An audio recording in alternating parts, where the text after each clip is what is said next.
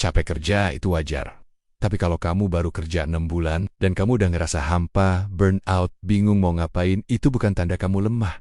Itu bukan kamu yang salah. Mungkin sistemnya yang bikin kamu rusak pelan-pelan. Kita sering banget dengar kalimat, kerja itu ya capek, dinikmati aja. Tapi, kenapa kita disuruh menikmati sistem yang dari awal nggak pernah berpihak ke kita?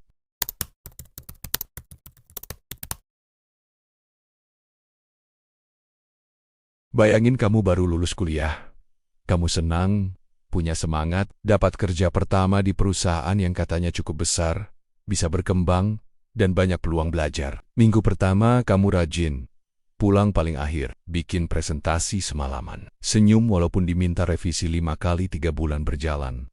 Mulai terasa, jam kerja nggak jelas. Tugas makin absurd. Kamu mulai dimarahin karena hal yang bahkan bukan kamu yang salah. Lembur jadi rutinitas, bukan pengecualian. Tiap malam kamu tanya diri sendiri, ini hidup yang aku impikan? Apa ini harga dari jadi dewasa? Kamu mulai merasa, kerja bukan lagi soal aktualisasi diri, tapi sekadar bertahan hidup.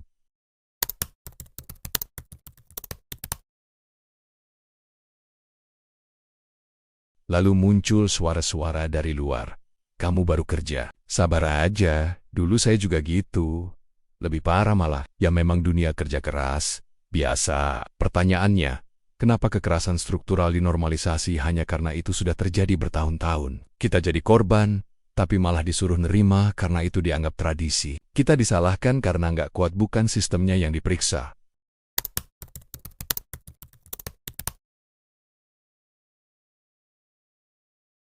Menurut WHO, burnout sekarang dikategorikan sebagai sindrom yang harus ditangani secara medis.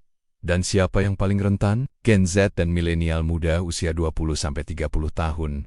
Sebuah laporan dari Deloitte 2023 menyebut 46% Gen Z merasa stres berat terkait pekerjaan. 28% Gen Z berniat resign dalam 2 tahun pertama kerja. 1 dari 3 pekerja muda merasa tidak mendapatkan dukungan kesehatan mental dari perusahaannya.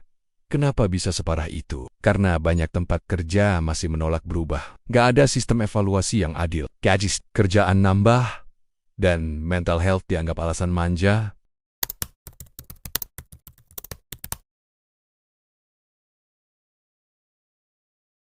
Sistem kerja kita dirancang dengan logika pabrik zaman revolusi industri, masuk jam 9, keluar jam 5, kerja mekanis target melulu, padahal sekarang dunia udah berubah. Tapi cara kita kerja masih kayak dulu. Yang dianggap produktif bukan ide, tapi siapa yang paling lama duduk di kantor. Yang dianggap loyal bukan kontribusi, tapi siapa yang nggak pernah izin cuti. Budaya kerja dulu, hidup nanti masih dipuja. Padahal itu justru yang bikin banyak orang kehilangan makna hidupnya.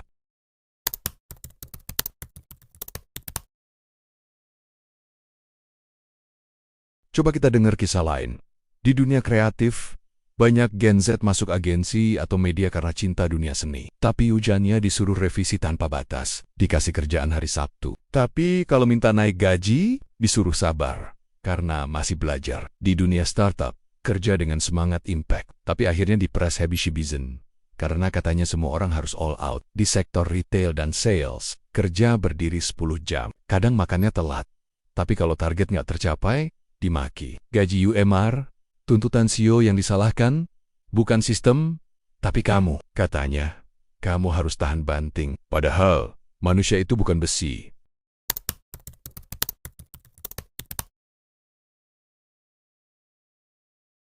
Gen Z bukan cari tempat kerja yang santai-santai. Kita justru haus tantangan, ingin berkembang, ingin dihargai. Tapi kita juga tahu, hidup bukan cuma soal kerja. Kita butuh waktu untuk keluarga, teman, dan diri sendiri. Kita butuh atasan yang mengerti, bukan yang asal marah. Kita butuh sistem yang transparan, bukan abu-abu dan memanfaatkan loyalitas buta. Kita nggak takut kerja keras, tapi kita takut kehilangan diri sendiri karena terus dipaksa jadi kuat.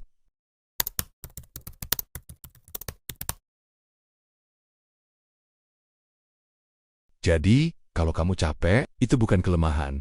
Kalau kamu ngerasa burnout, itu bukan karena kamu nggak cukup tangguh. Kalau kamu pengen resign, itu bukan karena kamu manja. Kamu cuma manusia yang hidup di dunia kerja yang kadang nggak manusiawi. Dan kamu nggak sendirian.